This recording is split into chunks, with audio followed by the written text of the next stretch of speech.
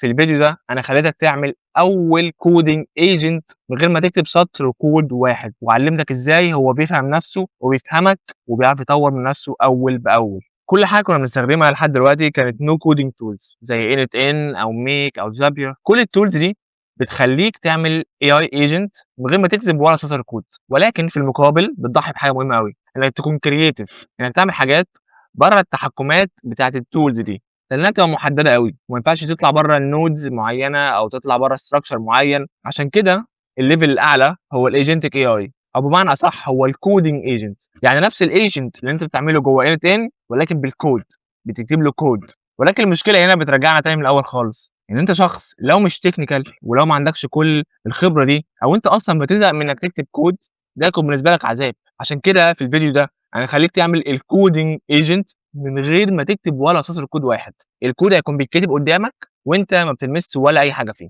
وده هيكون اول فيديو في الايجنتيك اي اي نعمله مع بعض. واهم حاجه فيه ان انت مش هتحتاج تكتب ولا سطر كود. قبل ما نبتدي خالص تعال اوريك ايه اللي احنا ممكن نعمله، ايه الحاجه اللي ممكن نعملها من شيء زي ده. دلوقتي انا عامل كونتنت ريسيرش ايجنت. فكرته ان هو بيروح يدور على توبيك معين في يوتيوب ويجيب اعلى الفيديوهات في اخر اسبوع اللي حققت كل النتائج الحلوه، وبعد كده يجيبها لي في جوجل شيت في كل حاجه انا محتاجها، عشان من خلاله اعرف اريبليكيت او اعرف اعمل الفيرجن بتاعتي من الفيديوهات دي، او حتى يساعدني في ان انا اطلع بافكار جديده واحلى. ده شكل النتيجه النهائيه، ده الشكل اللي بيطلع لك في الاخر.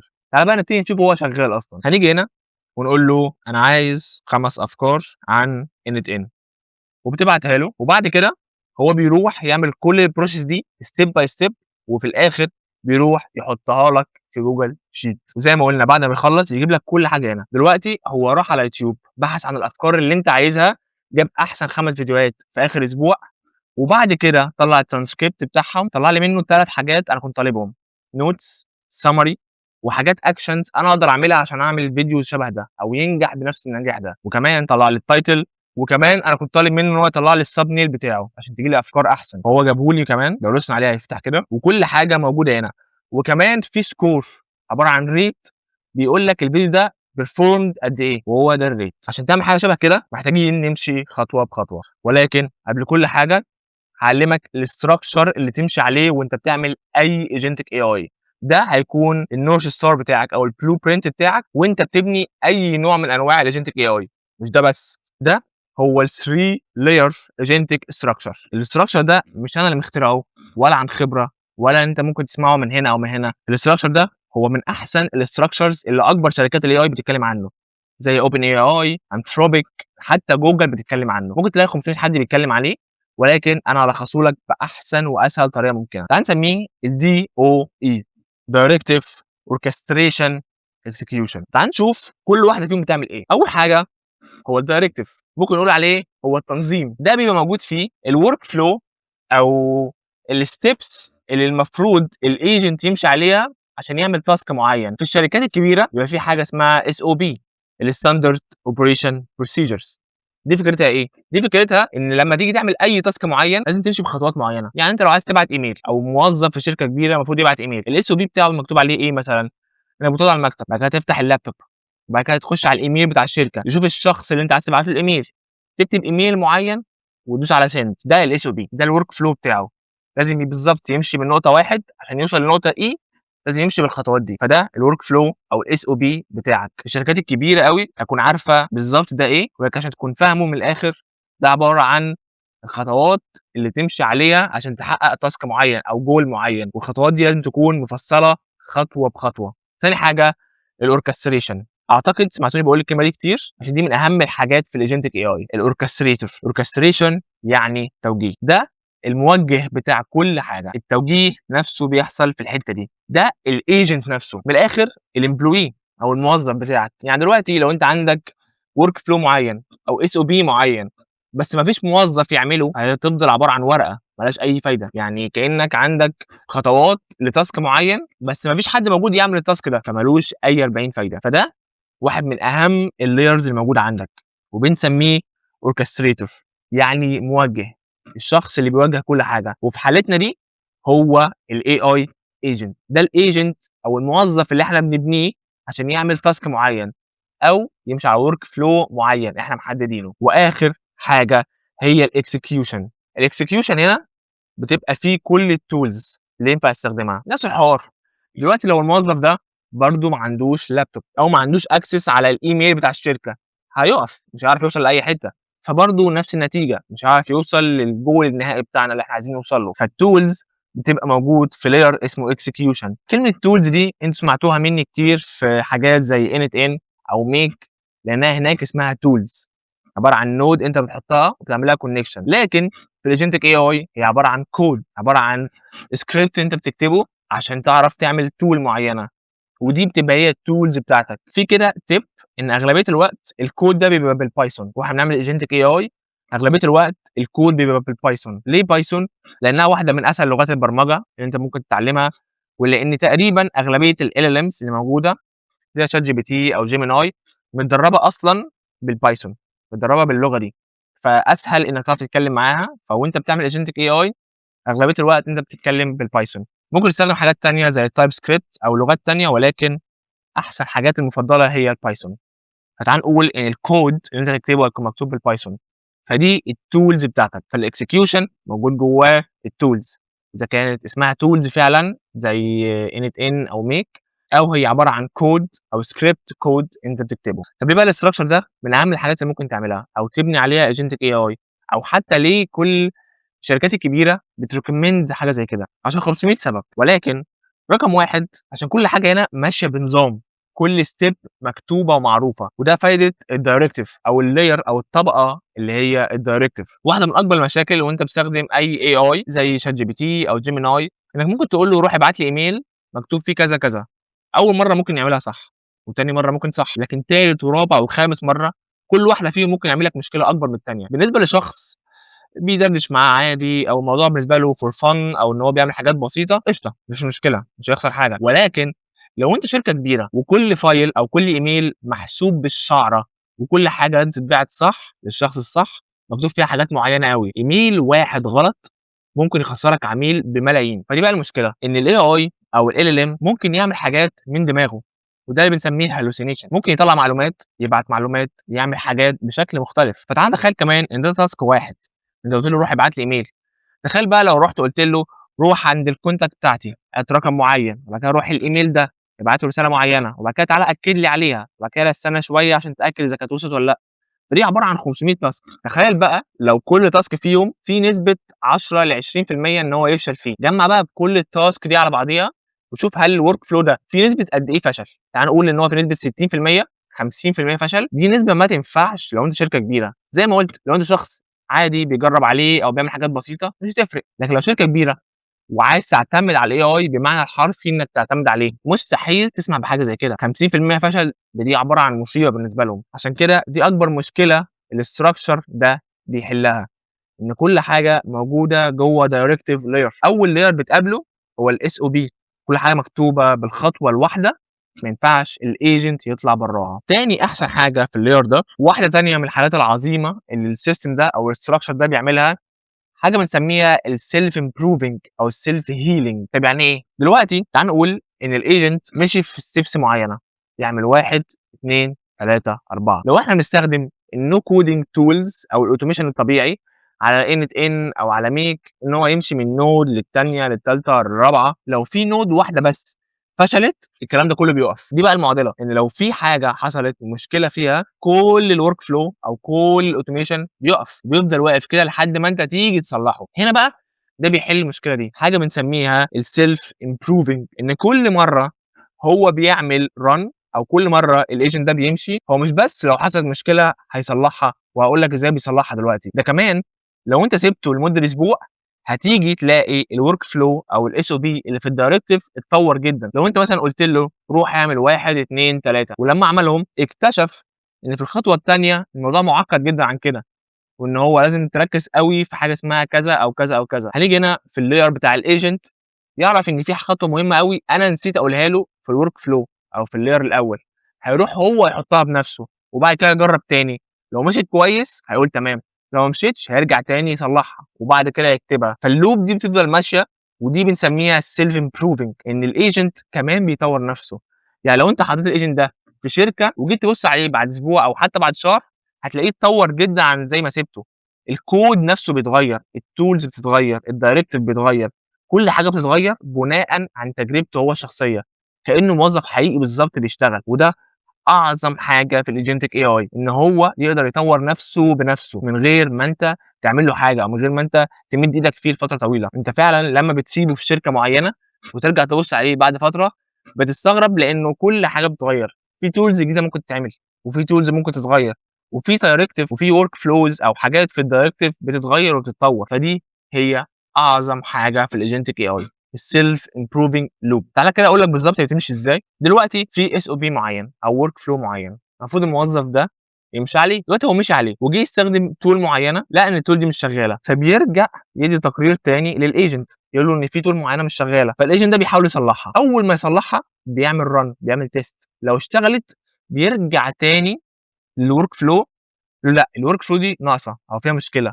غيرها لي بناء عن التجربه بتاعته او بناء على التيست بتاعه، وبيعمل ران تاني. ولو رجع تاني لان في مشكله بيرجع تاني للايجنت، والايجنت بيصلحها، وبعد ما يقرر ان هي خلاص ده التصليح الصح ليها بيرجع تاني للدايركتيف، وكذلك. فهي دي اللوب اللي بتمشي عليها، وهي السيلف امبروفينج لوب، ودي واحده من اعظم الحاجات في الاجنتيك اي اي. تعالى بقى اشرح لك كل ده بابسط شكل ممكن. انا عارف ان هو ممكن يكون تافه شويه، ولكن هو فعلا هشرح لك الفكره بشكل حلو. تعال نقول ان اول لاير دي هي الوصفه. يعني مثلا انت رحت مطعم وكل حاجه المفروض تتاكل هناك ليها وصفه معينه قوي، مكتوبه بالجرام، مكتوبه ومحسوبه بكل ادق حاجه فيها. يبقى ده اول لاير، هو الاس او بي او الدايركتيف في الوصفه بتاعتك. تاني لاير هو الشيف نفسه. لما انت تطلب اكله معينه، تعال نقول مكرونه بشاميل، وبعد كده الشيف ده بيبص عليها ويشوف الوصفه دي المفروض تتعمل ازاي بالظبط، بنفس المنظر ده كده، هو بيتفرج عليها وبيشوف المفروض تتعمل ازاي، وبعد ما يقرر بيروح لاخر لاير معانا، الاكسكيوشن. الاكسكيوشن ده زي ما قلنا في كل التولز،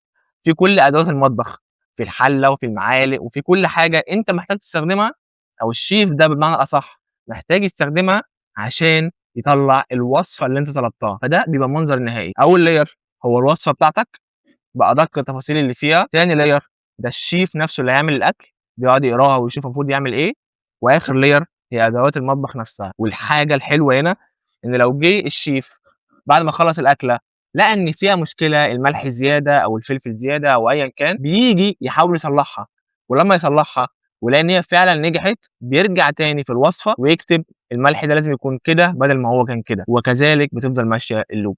كل ما الشيف ده بيعمل اكل اكتر، كل ما هو بيصلح في الوصفه وبيطورها وبيخليها احسن اكتر واكتر واكتر. فده هو ابسط شكل لل 3 layers structure. تعالى بقى نشوف الورك سبيس بتاعك بيشتغل ازاي. ده شكل مبسط للورك سبيس بتاعك عشان لما نخش على انتي جرافيتي ونبتدي نشتغل تعرف كل فايل بيبقى عباره عن ايه. دلوقتي زي ما قلنا اول حاجه هو الدايركتيفز، التنظيم، فيها اس او بي، كل وصفه زي ما احنا قلنا مكتوبه بالتفصيل. تعال نقول ان الاس او بي الاول مكتوب فيه وصفه المكرونه بشاميل، والاس او بي الثاني مكتوب فيه وصفه ورق العنب مثلا.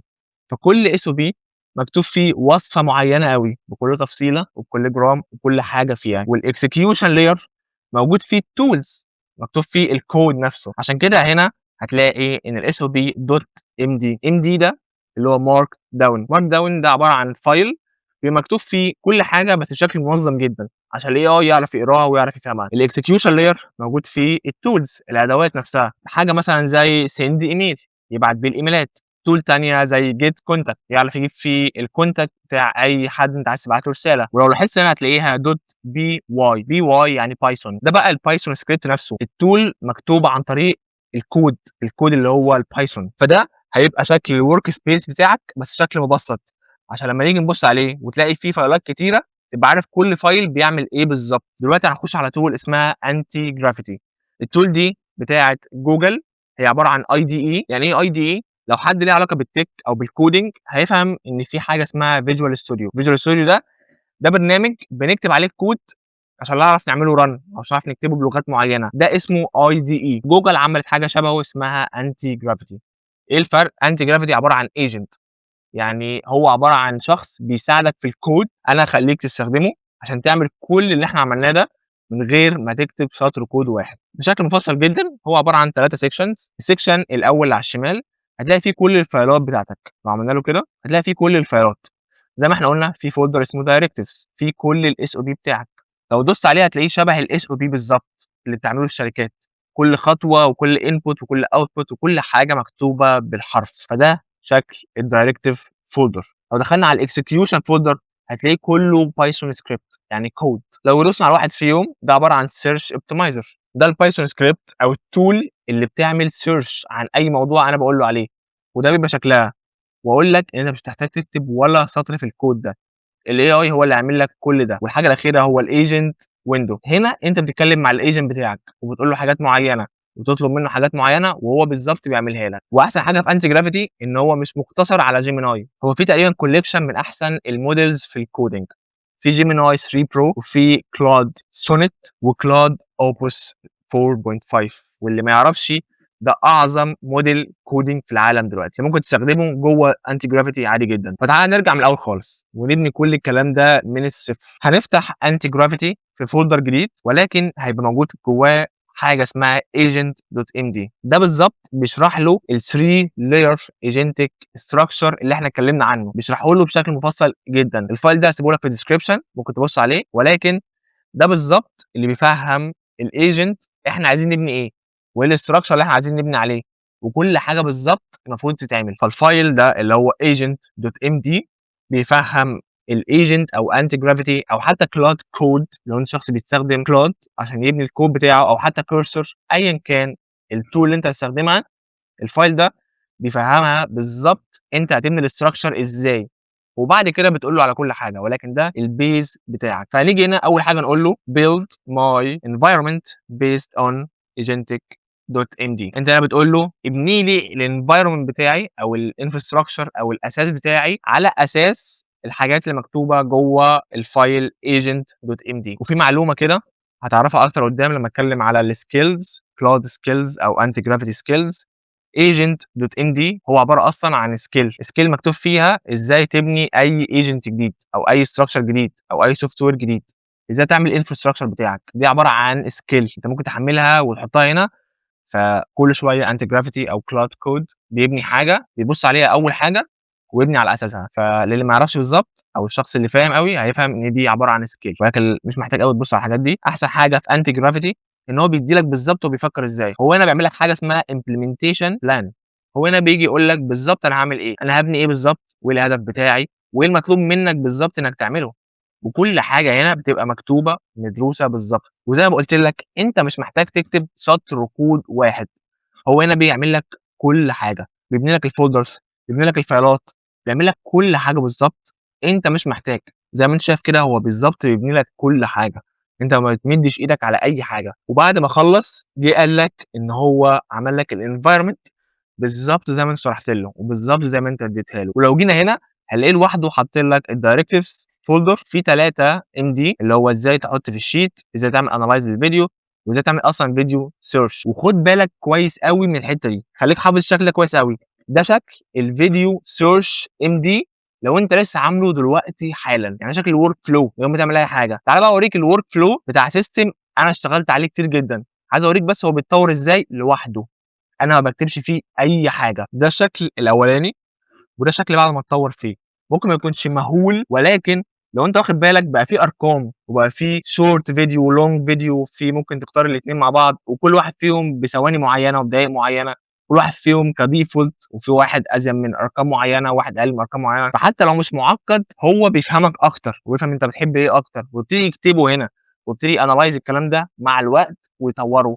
وهو ده السيلف امبروفنج لوب. رجع تاني اللي احنا عملناه، هنيجي هنا هتلاقيه في الووك ثرو بيقول لك بالظبط انت محتاج تعمل ايه. فدي المفروض اخر خطوه تعملها له، ان انت تروح تجيب الاي بي اي كي. تعال نقول ان انت جبت كل الكلام ده وعملنا كل الكلام ده، في الاخر انت تيجي هنا تقول له انا عايز ايه بالظبط، انا عايز 8 فيديوهات بيتكلموا عن كذا كذا كذا، هو يروح يجيبهم لك ويرجع لك تاني. وزي ما قلنا هتلاقيهم بالشكل ده بالظبط، الشكل اللي انت وصفته. وكل مره بيغلط هو بيرجع يتطور وبيرجع يفهم نفسه اكتر، وكل مره هتقول له انا السمري مش عاجبني او الاكشنز اللي انت مديها لي مش واقعيه انا ما اقدرش اعملها، هيجي يغيرها بنفسه ويغير البرومبت بتاع الاي اي، يغير التول، يغير الاس او بي، الورك فلو، يغير كل حاجه بناء على اللي انت قلته. وبكده في الفيديو ده انت اتعلمت اول حاجه الاستراكشر، اهم حاجه ممكن تعملها وانت بتبني اي ايجنتك اي اي، الاستراكشر بتاعك. ده هو البيز لاين بتاعك، الحاجة اللي أنت بتبني فوقيها، وفهمته كويس أوي، واخترنا واحد من أحسن الstructures اللي أهم الشركات بتتكلم عنها، وفهمتها لك بشكل مبسط أوي، وكمان خليتك تعمل أول agentic AI من غير ما تكتب سطر كود واحد، وعلمتك إزاي هو بيفهم نفسه وبيفهمك وبيعرف يطور من نفسه أول بأول، وبس كده خلاص.